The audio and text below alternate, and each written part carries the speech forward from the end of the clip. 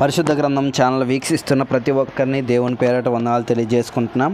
ప్రేమ, సంతోషము, సమాధానం సదా మీకు తోడేండి నడిపించును గాక. నిన్నటి దినాన యెహెజ్కేలు గ్రంథం 25వ అధ్యాయం చదువుకున్నాం. ఈరోజు యెహెజ్కేలు గ్రంథం 26వ అధ్యాయం చదువుకుందాం. మరియు 11వ సంవత్సరము నెల మొదటి దినమున యెహోవా వాక్కు నాకు ప్రత్యక్షమై ఇలాగ సెలవిచ్చెను. నరపుత్రుడా, యెరూషలేమును గూర్చి ఆహా, జనములకు ద్వారంగా ఉన్న పట్టణమును పడగొట్టబడెను, అది నాశనమాయెను, అది పాడైపోయినందున నేను పరిపూర్ణము నొందితిని అని తూరు చెప్పెను గనుక ప్రభువైన యెహోవా సెలవిచ్చినదేమనగా, తూరు పట్టణమా, నేను నీకు విరోధనైతిని. సముద్రము దాని తరంగములను పొంగజేయు రీతిగా నేను అనేక జనములను నీ మీదకి రప్పించెదను. వారు వచ్చి తూరు యొక్క ప్రాకారములను కూల్చి దాని కోటలను పడగొట్టుదురు. నేను దాని మీదనున్న మంటిని తుడిచివేయుదును, దానిని వట్టి బండగా చేసేదను. సముద్రము దాని ఆవరించును, అది వలలు పరుచుటకు చోటగును. నేనే మాట ఇచ్చితిని, ఇదే ప్రభువగు యెహోవా వాక్కు. అది జనములకు దోపుడు సొమ్మగును. బయటి పొలములో నున్న దాని కుమార్తెలు కత్తిపాలగుదురు. అప్పుడు నేను యెహోవానే ఉన్నానని వారు తెలుసుకొందరు. ప్రభువైన యెహోవా సెలవిచ్చినదేమనగా, రారాజగు బబులోను రాజైన నెబుకద్రెజరు నేను తూరు పట్టణమును మీదకి రప్పించుచున్నా అను. అతడు గుర్రములతోనూ రథములతోనూ రౌతులతోనూ గుంపులు గుంపులుగానున్న సైన్యముతోనూ ఉత్తర దిక్కు నుండి వచ్చి బయటి పొలములోని నీ కుమార్తెలను ఖడ్గముతో చంపి నీకెదురుగా బురుజులు కట్టించి దెబ్బ వేయించి నీకెదురుగా డాళ్ళు నెత్తును. మరియు అతడు నీ ప్రకారములను పడగొట్టుటకై యంత్రములు సంధించి గొడ్రాండ్రతో నీ కోటలను పడగొట్టును.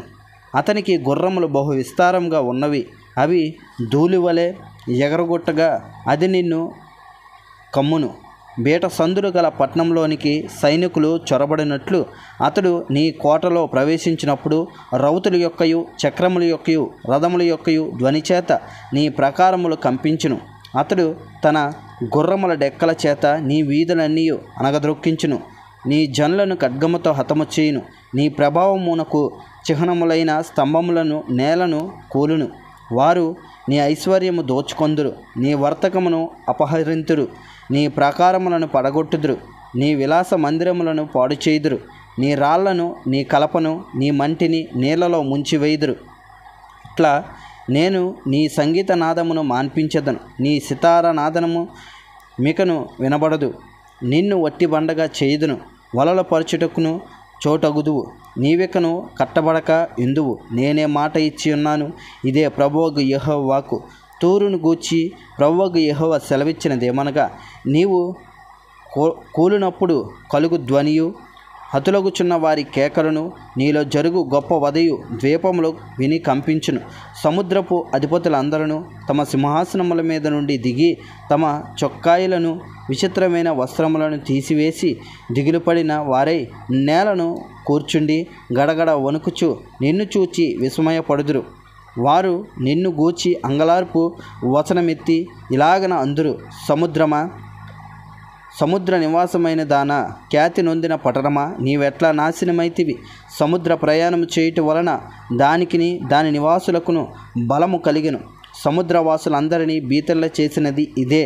ఇప్పుడు నీవు కూలినందున ద్వీపములు కంపించుచున్నవి. నీవు వెళ్ళిపోవట చూచి సముద్ర ద్వీపములు కదులుచున్నవి. ప్రభువైన యెహోవా సెలవిచ్చినదేమనగా, నివాసులు లేని పట్టణం వలనే నేను నిన్ను పాడు చేయనప్పుడు మహాసముద్రము నిన్ను ముంచినట్లుగా నీ మీదకి నేను ఆగద జలములను రప్పించెదను. పురాతన కాలమందు పాతాళంలోనికి దిగిపోయిన వారి యొద్ద నీవుండునట్లు నేను నిన్ను పడవేసి నీవు జనములు లేని దానవొకటికై పురాతన కాలంలో పాడైన జనుల యొద్ద భూమి కిందనున్న స్థలములో నీకు నివాసము నిర్ణయింతును. పాతాళంలోనికి దిగి పో వారితో కూడా నిన్ను నివసింపజేసేదను. మరియు సజీవులు నివసించు భూమి మీద నేను మహా ఘనకార్యము కలగజేతును. నిన్ను భీతికి కారణముగా చేతును. నీవు లేకపోవుదు, ఎంత వెతికినను నీవెన్నటికి నీ కనబడవు కయుందువు. ఇదే ప్రభువగు యెహోవా వాక్కు. ఇంతటితో యెహెజ్కేలు గ్రంథం 26వ అధ్యాయం పూర్తయింది.